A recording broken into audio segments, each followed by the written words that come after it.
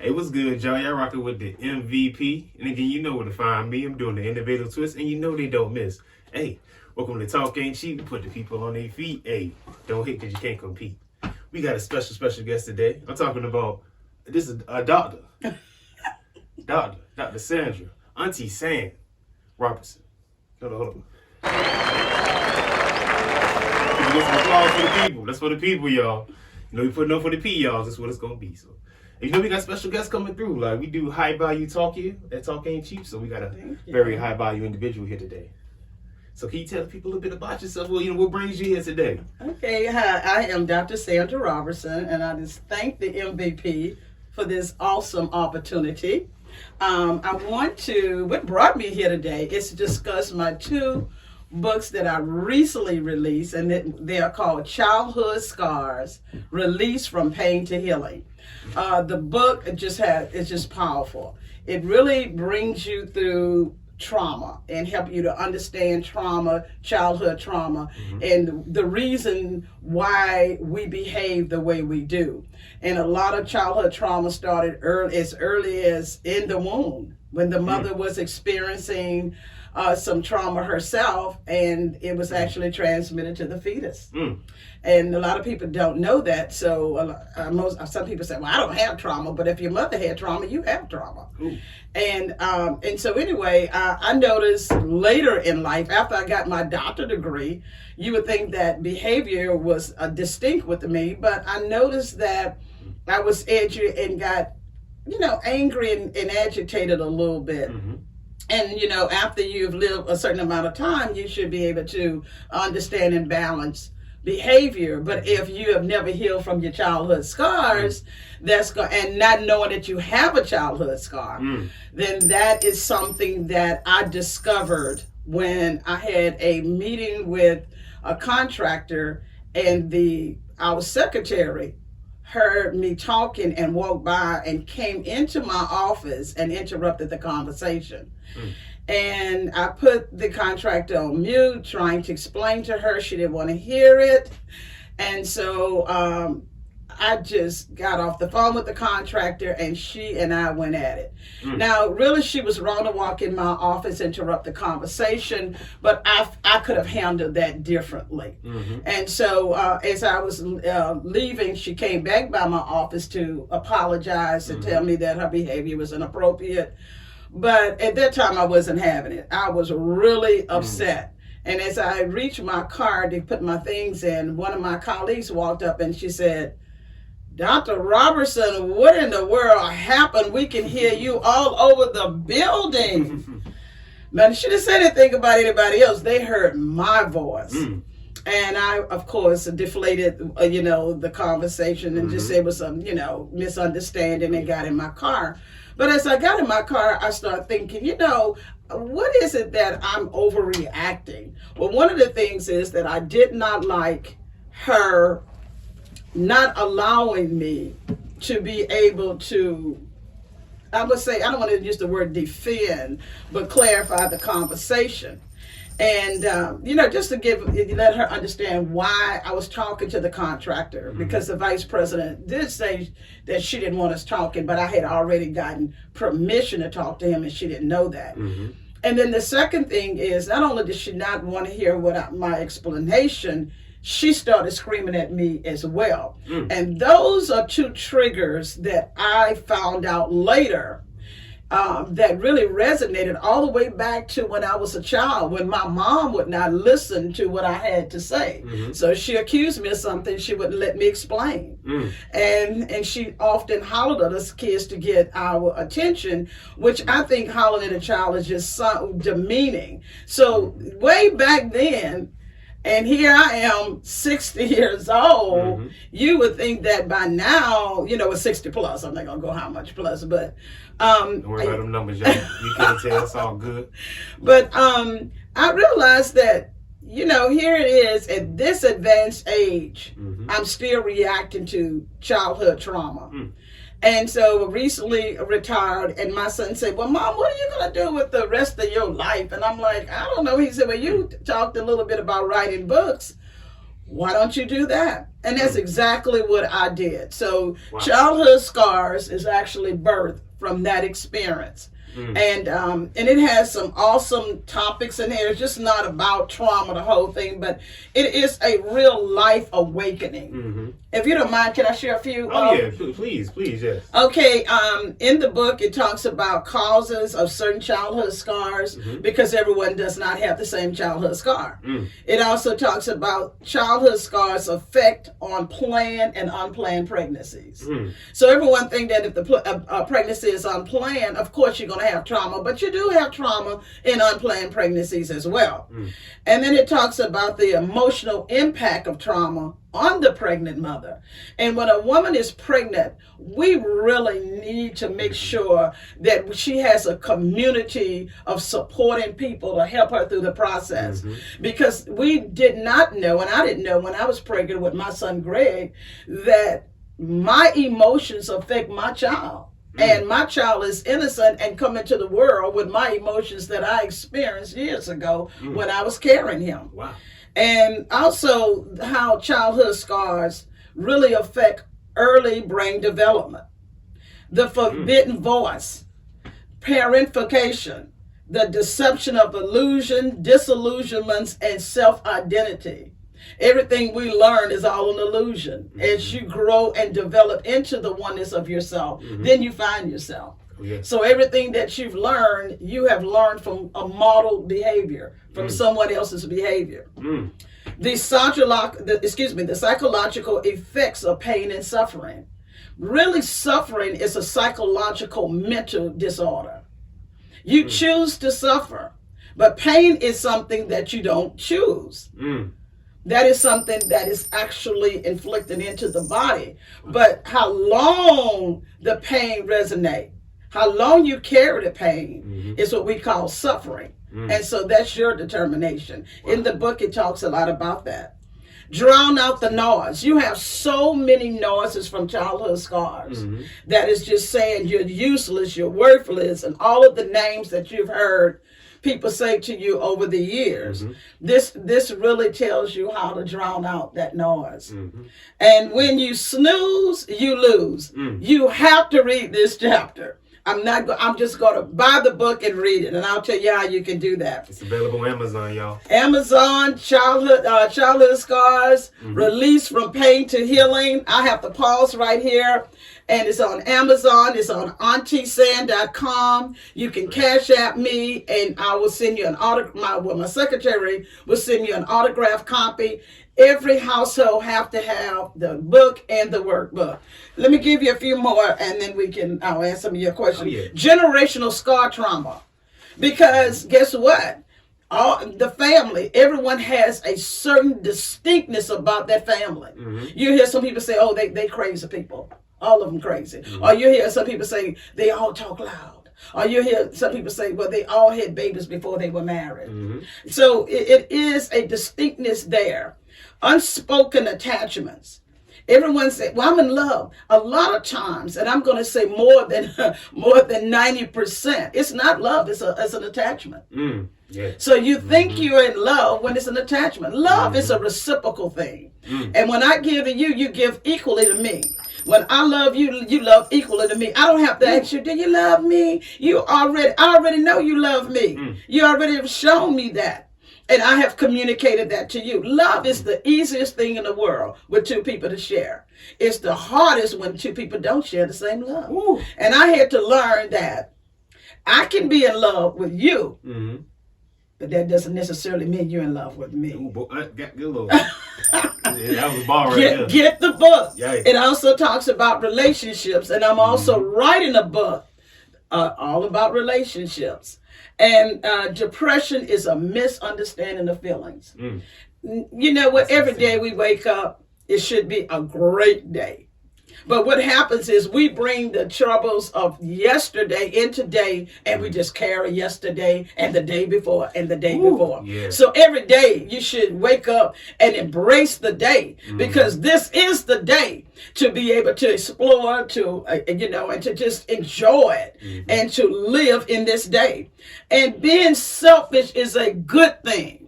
And I know a lot of people say, oh, no, and they equate selfishness to ego. And guess what? It is. Because guess what? Ego is a good thing. It makes me feel more self-confident, have that boldness, that assertiveness.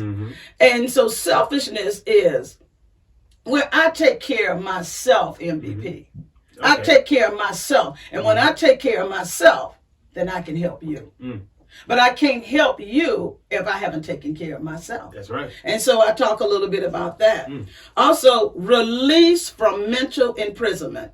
This chapter I read myself. When I have a challenging day, I read release from mental imprisonment. Because the imprisonment that we have is in the mind. You can even be in lockdown and not be in prison. It's all a mindset. It is a mindset. And so the door is open, but because of those unspoken attachments that you can have with that environment, you'll stay there. And this chapter really teaches you how to release it. And then the scars that you get from relationships. So I talk about relationship scars because you carry those scars into your other relationships. Oh, Lord. And so here it is, you wind up having the same relationship. Oh, my God. And when people that I actually counsel, when they call me with relationship challenges, the very first thing they say is, her or him or her or him. And I'm like, you know what? Let's talk about your previous relationships. Because once I can understand your previous relationship, and can you all stop telling everyone about your previous relationship? No one needs to know anything that happened previously. You know what happened? You bring that relationship into the current relationship. So you and Marquita, and you, Marquita, Adam, and guess what? MVP, y'all all four in a relationship when it should be two. Oh my God. It should be two. So then when you wind up finding that, guess what? That woman that you're dating, guess what? It's like all of the other women you dated. Oh my God. Because you just told her everything. Oh. So she's one to make sure that she stay in line with your interests. Because if you were in the relationship with her for 2 or 3 years, you had to be interested in it. So if I slap you, you're okay with it. Oh yeah. Oh, you just told me that she slapped you for 2 years. Wow. So why can't I slap you for 2 years? Apparently you like it. You stayed in a relationship for 2 years. Oh my God. And so inner healing. And this is where the workbook comes in. With the inner healing. Because childhood scars you never heal from. You learn how to manage your behavior. And so this book here has a lot of activities. And then the last chapter in this book is Teach Me How to Love Me. Ooh, just like the song. Because you know what? Everyone has taught me how to love them. Wow. But no one has taught me how to love me. Wow. In this workbook, you have so many different activities. I'm not going to go through that for time, but you have so many activities to do to help teach you how to love you. Wow. And so yesterday we walked on the Nolan Trail in Newport News. Me and a couple of my ladies that have bought both books, and we shared that openly. And we walked the trail, and it was just so inviting just to have not so much powerful women with me, but it was so inviting that I was able to just feel the breeze and to get into oneness with the earth and see creation at its best and just really get into Sandra. And just let Sandra talk to Sandra and to minister to Sandra and to detox all of the challenges of the week. So we had just a phenomenal time. Both of these books here, I'm going to tell you right now, both books need to be in everyone's home. Well, if you have never experienced trauma, then buy it for someone else. I'm really wanting to target the generation like your generation. Yes. Yeah. Because you know what? When you hit 50 and 60, you already set in your ways. Oh yeah. It would help you say, that's what, okay. But for a younger generation, we need you all to be stronger. We need you to be stronger because I hate to say this, but we're about almost out of here. Who's going to take over? Yeah. The baby boomers have done their job. Now we need you all, you millenniums, to carry it forward. Yeah, pass that torch. Yes, sir. Yeah. Thank you. Wow, that was deep, y'all. I'm talking about it might have healed my trauma right there. I ain't know. It's just wow. It's just so you don't understand how deep trauma is. It comes from when you in the womb to you coming already in the world with trauma. Yes. And then again, like you said, it took a moment for you to really a situation. 60 years. Yeah, a situation where it really went up there. You like I think I take it to a 10. Yeah. It might have started off like around a 2 or 3, but I took it to 10. Yes. He said the whole building can hear you. Yeah, the whole building. Yeah. And that's why I'm writing books trauma related. I have a book coming out here soon. It's relationships, the journey to finding the perfect one. Whew. And then I have my next one coming out. It's going to be Bullies at the Helm. Mm. And the last book of this year is going to be An Intimate Walk with God. An intimate walk with God. An intimate walk with God. Some people think you just pick up the Bible one day or just go to church and that's enough. No, you have to have an intimacy. To get to know you, I have to talk to you regularly. I have to see you regularly and intimately. And that's what that book is. So just look out. Go to my website, AuntieSand.com, and you will see all my upcoming events. If you need counseling, coaching, everything is on that website. Yeah, she official, y'all. It's the website. You go on the website, get everything you need. Yes. Why it's even deeper. You got to think about a relationship with God too. It's a relationship. Yes, you do. Relationship you in it every day. You do. Wow.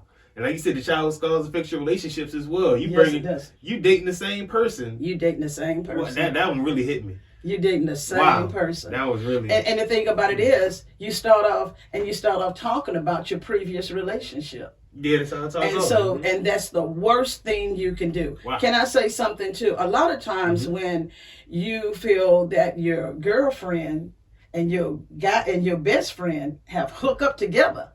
Why in the world do you think your girlfriend and your guy friend has hooked up together? And women, we are bad. Because I have told, let's just use me. I've told my girlfriend all of the intimacy of me and my mate. And so where I had to work to get to the place where he and I are today, guess what? She can just smooth on in there. She knows his insecurities. Dang. She knows what he likes, what he doesn't like. Ooh. Some of us even share sexual. Oh, yeah. So she knows all of that. Dang. So she's already aroused. So you set it up for the next one. So all she has to do, she knows exactly how to approach him. You just told her. Oh, yeah. You just told her. And the same thing with the guys, which you all don't do as much. But the guys, she does this. And so what am I doing? I'm getting sexually aroused. Just like if I go watch a movie. How many of us have watched a movie and had this sexual scene? Oh, yeah. And next thing you know, you sexually aroused. Oh, yeah. Why? Because you seen the interaction. So when someone telling you something, you're visualizing the interaction. And that is more intensive on arousal. Why? Because I'm visualizing it I'm creating my own image. I'm ready to pursue it. Right. So 90%, I'm going to say 95. Statistically, I haven't really gotten enough sample size to really validate that. But just going on just my own and hearing, different counseling, different people, I would say from the people of my sample size, 99% of the adulterous affairs happen within the relationship. Or if you're advertising too much on social media, or he bought me a new car, he bought me this, he bought me this, he bought me this. And women who don't have a man go, I want that. Oh, yeah, that's what you be saying. I want that relationship. Oh, man. And so what are they doing? They're DMing. Oh, yeah. Showing them pictures. And all provocative. And men are what? Men are moved by image. That's facts. Men are moved by image. So if you're showing me that and I'm a man, I'm going to move in that direction. I'm going to stick with old girl. That's a fact. But I'm going to move in that direction. So here you go. Your man is gone. Your man's gone. Your man Yeah. So, Jody's got your man and gone. You got your man and gone. So basically, the whole time you bragging about what your man doing for you, just advertising what he could do for somebody else. Yeah. Wow. And women are very competitive. And they say men are very competitive. But not only are women are competitive, they got a deviousness. Remember Delilah? And so women, they will aggressively take your man. Yeah, that's a fact. Well, you done told him everything. You done gave him to him. Yeah. And so I would say if you don't get anything and you don't get the books, no. Keep your mouth shut. Hey, look, Mom's the word. Yeah, don't ask me about no past relationship. I'm talking about the future. That's what I'm here to talk about. Yeah, okay. That's okay, it. Yeah. Present in the future. Yeah, That's this it. present in the future. That's it. Because in this relationship, it's only you and I. Mm-hmm. Now, the minute I bring a third person in the relationship, we don't have it. Oh, yeah. Now it's you and I. Not, Yeah, don't because see guess why. what? Guess what's happening? Mm-hmm. I didn't put a third party in there. So now the third party, you're listening to the third party, and I'm listening to the third party. So I'm no longer listening to you. Oh, yeah, exactly. Yeah, You with me? Yeah, like you said. And everyone wants to run their social media and advertise their new beau or their new female, and you just getting that arousal going, and you really need to give it time to where you both find a commonality there and feel a oneness. I remember I got a girlfriend and her husband now, and she was dating other guys, and he was dating other women, and he went to her and he said, "Hey, I don't want you dating the other guys." And so I wanted to be exclusive. The guy defines the relationship, ladies. Y'all really do. Ooh. And so, how is that? Because I take on your last name when I marry you. Ooh. You don't take on my last name. Ooh. So you define the relationship. I'm no longer Sandra Trainer. I'm now Sandra. Oh, snap. We had a special guest come through. Jim Halo, y'all. Hold on. We're going to check these out a little later. Hold on.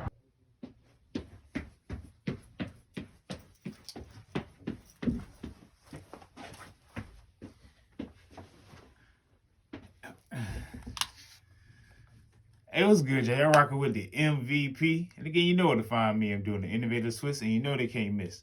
And you know we rocking that talk ain't cheap, babe. But if you're looking for a halo, looking to get your frames upgraded and to get you back in the game, we got to come see what Jim Halo got. They got a multitude of frames. I'm talking about different type of frames. Whatever you need, they got. They sent your boy what? A mystery box. Yeah. So this is one of the frames I got on right now. I believe these are the Citos, but hey, look, I call these the big boys. Now I'm saying, bring these out when you want to play. Yeah. Show you some of the other glasses they got here. Yeah, other frames. Drum roll, please. Ooh. Yeah, these clean right here. I call these the Sherlock Holmes. Yeah, these clean right here. Yeah. Yeah, some of the different variety of glasses they have to offer. Hold on, we're gonna check out some more here. Look at this. Look at the packaging. Come on now, packaging going crazy. As you see, these are my normal frames. I call these the Halos. Yeah, these are normal frame, the Halos, that y'all always see me normally wear. They have those available on the site. Ooh, then we have a next pair right here again. Check out these packaging, y'all. Excellent packaging. Shout out Jim Halo.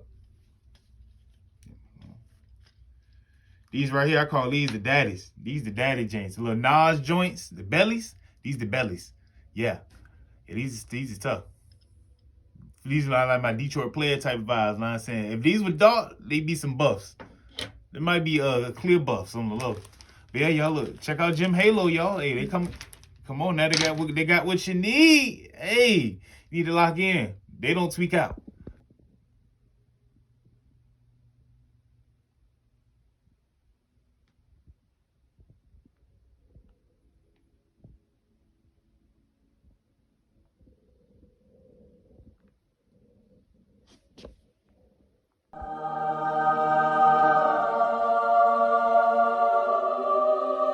Talk about it. You with me? So he defines the relationship. And so a couple of things that we do wrong is that we think that when we have sexual relationship with a man, that bonds a man. No, it doesn't. Yeah. It doesn't bond a man. I mean, a man is a very sexual oriented person, and he look at you and he find you sexually, and then you give into it, and then the next day he doesn't want to see you, and then your feelings is hurt, and that's because you didn't know, you were never taught that it was just a sexual relationship. Wow. Bam, that's it. Yeah. Wow. Yeah. Now, sometimes from that, it can materialize into a more serious relationship. But you have to be knowledgeable before you take that plunge of what I need to do as a woman to attract this man. And if I don't know that, I'm just going to give up my body, and next thing you know, I'm pregnant. And one of the things women think that once they get pregnant, the man automatically, he has a responsibility. Well, he does, because he should have used protection as well. Oh, yeah. But he's not going to bond with your child if he has a bond with you. Boy, that golly, y'all. If he has a bond with you, he's not going to bond with that child. That's why, and then so you have all of these childhood scarred children growing up angry. Mm-hmm. And so what are they doing? The same thing that dad did. Have multiple females. Mm. Because ladies, let's just be honest. My brother-in-law told me this some years ago. It's no different than the Bible. You know, when the kings lined them up, look, Esther, and he chose his queen out of the women that was lined up. And so you move up. So you have to know, I have to know you in order to move to the next level. Oh yeah. You with me? That's right. I have to know you. I have to get to know you. I have to know what you like, what you don't like, you know, and I have to know what type. And if I'm attracted to you and you're attracted to me, I'm then there. I do qualify as a woman that you are attracted to. But now I have to determine if it's only sexual or if it's something that's going to materialize into. And so I need to ask you. Wow. So if you just saying, I'm not interested in a wife, he's not interested in a wife.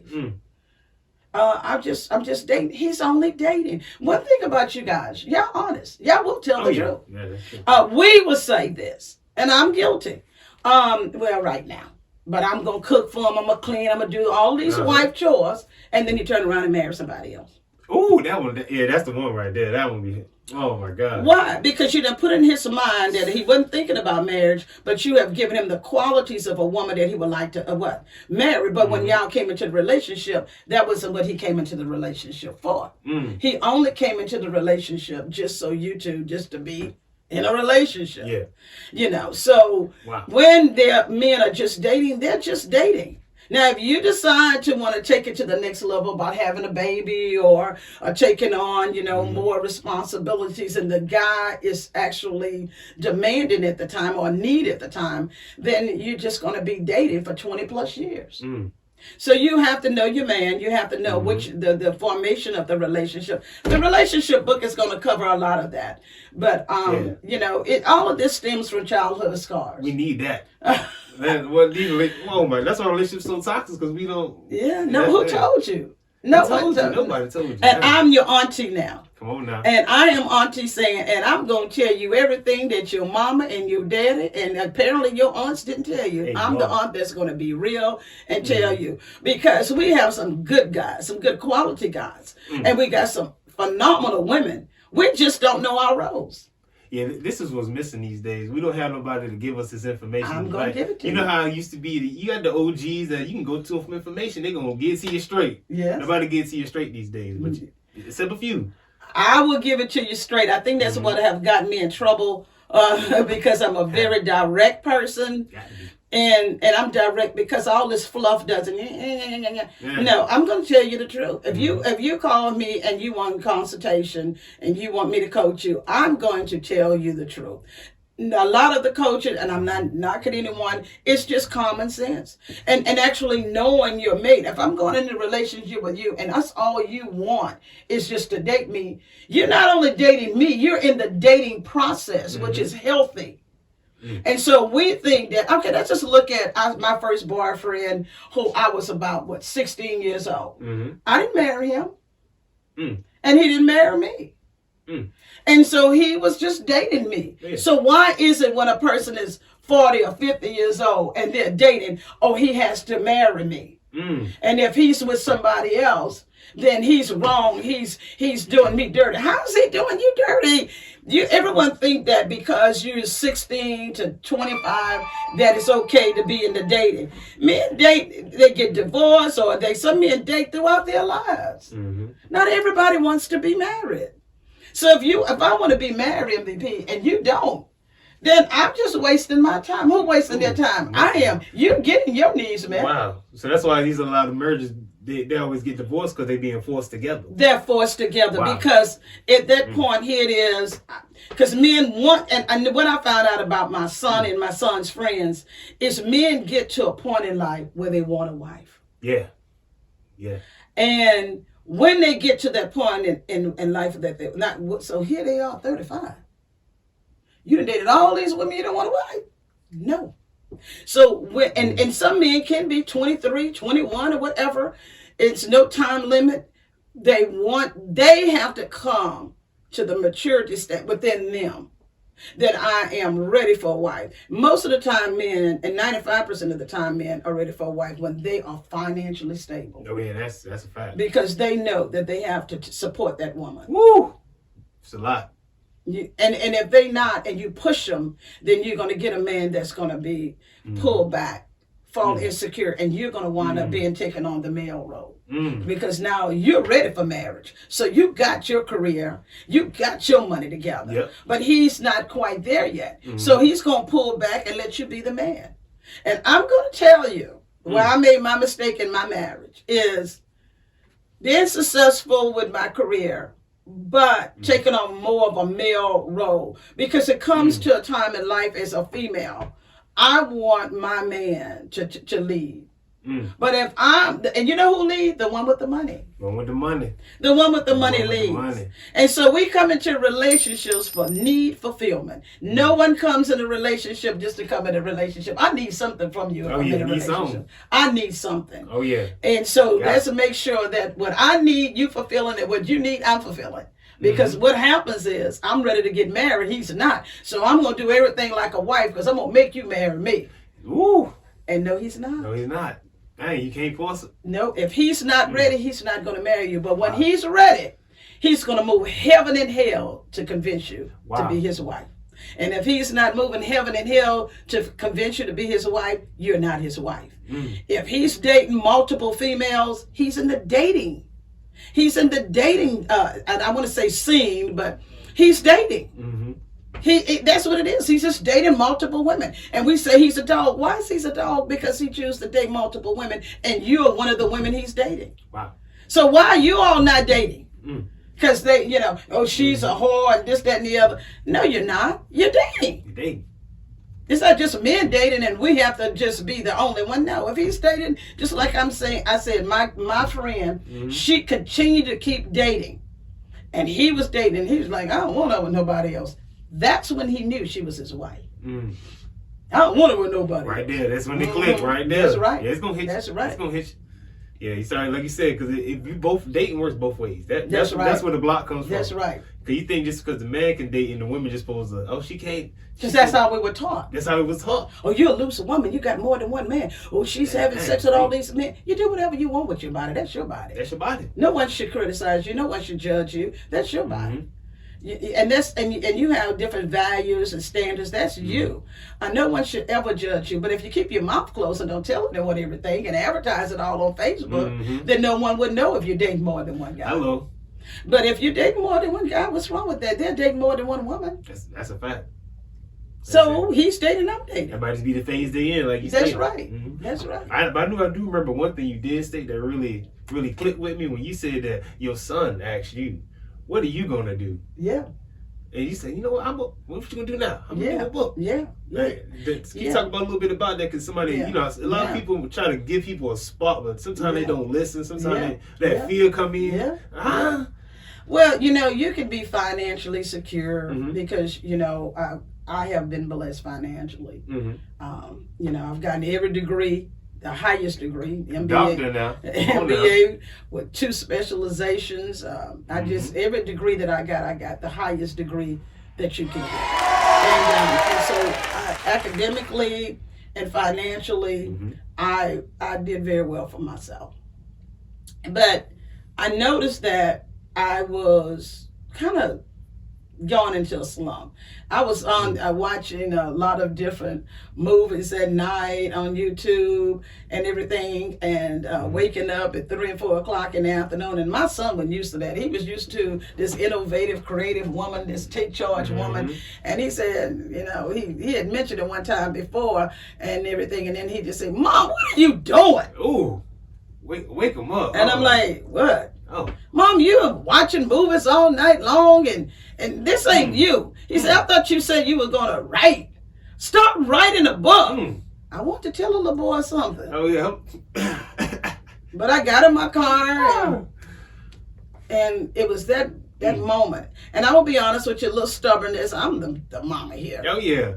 So February the 23rd, 2022, I wrote this book right here in less than 6 months. Less than 6 months. So some people say it takes them a lifetime. That's them. It was 6 months for me. And then the workbook was only 3 weeks. Only 3 weeks. Wow. Right. Because when you are motivated to do something, you're not distracted. You're not distracted. That's another one right there. You're not distracted. If you're distracted, you're not motivated to do it. So something, and it could be it wasn't the time, because when Greg told me that, I would say it probably was around in January, and I didn't start until February 23rd. February 23rd. Okay. You know, the stubbornness in a woman. You know, you got to really reflect on it a little bit. I don't want him to think it was him. But then as I started writing the book, I have to give him credit because it was him. If it wouldn't be for him, these books would not have been birthed. Wow, that's so important. Wow. You know, like our children, you know, we have to listen to them. You're all an adult. You're not kids. So this was an adult male who is my son that told me that you're not fulfilling what I know that you can fulfill as a woman that have really accomplished a lot. I mean, a PhD, you know, that's the highest degree that you can get in the world, doctorate degree that you can get in the world, and then you're around here walking around like you don't know where you're going. Let's get back anchored, Mom, and let's get focused. And so now I'm on a roll. I got 25 books to write before I leave here. Okay, 25. Yes. You're on that way. Yes. Why? Like I said, the process about for doing the book, like you said, it only took you about 6 months. Yeah. So what's the process of, like, if somebody wanted to publish a book or something of that nature? First of all, you have to find a topic that you're passionate about. And I was passionate about childhood trauma, but I'm not a traumatologist. So I didn't know a lot of the things that I wrote. I'm going to say God directed my path on that. Ooh. All I did was type it, and he gave me the words to say. Hey, that's it.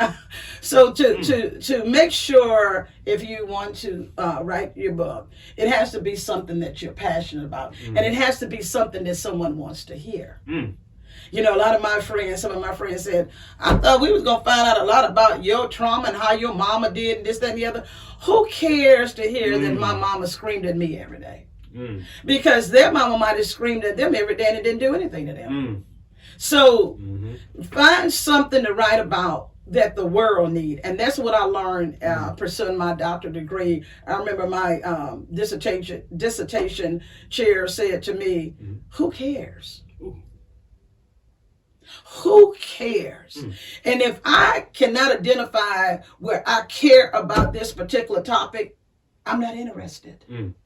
And so as I was writing, I will say that the first month I kind of did a lot of rewrites because I kept trying to bring a whole lot more in. And then I found out I had to go back to my roots with writing my dissertation, and that is research. So I would say to begin, be passionate about what it is that you want to write about, do some research. Go on the internet. I mean, you got so many. Listen to some of the authors who are on, Amazon. Amazon does advertising, YouTube, social media per se, and just listen to them. And listen for ideas. Don't listen for direction, because your topic is going to direct you. And I'll be honest with you. Even getting my doctorate, okay, I was led by others on a lot of ways, in my research. But this book took off on its own. And these were topics in here like parentification. I never heard of that. Well, I never heard of that one. Generational scar trauma. I never heard of that. Yeah, I know generational curses. Right? I heard of curses, but it's no such thing as a curse. It's trauma. It's trauma, so it's like passed down. It is. Yeah. So when they say generational curses, it's actually generational scar. Trauma. Yes. That's what that is. That's what they say that be doing to break that, so you can, end that cycle of trauma. That's right. That's right.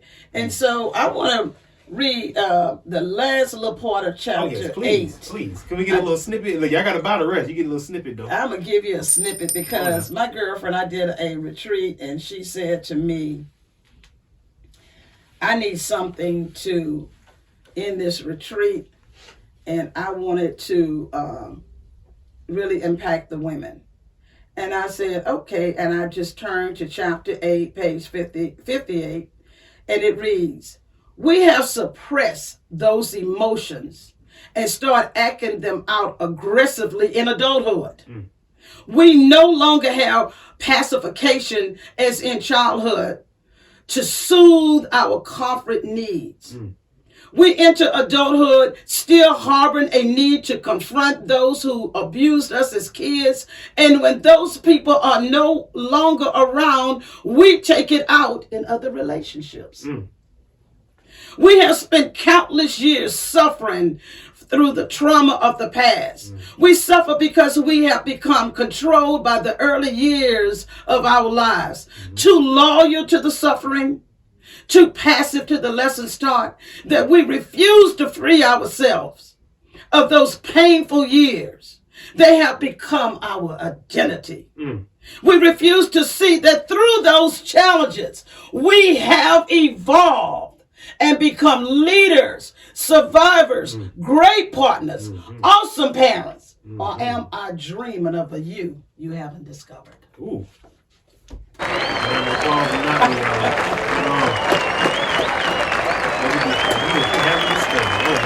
Yes. So deep, y'all. Dang. Yes. We need this book. Yes. This book, like yes. you said, this is what is needed. And I'm giving you this one. I'll I'm get going to this- autograph it. Oh, did I get an autograph? Yeah. Now the workbook you have to buy. Buy the but workbook. but I'm giving you this I'm one. halfway there, y'all. Y'all see that? Y'all get two. I got one. I'm gonna get the. I just gotta get one. No, Come on I'm now. gonna give you both. Oh, hold on now. I'm gonna give you both. Hold on now. I'm gonna give you both. Look, now I'm about to be healed.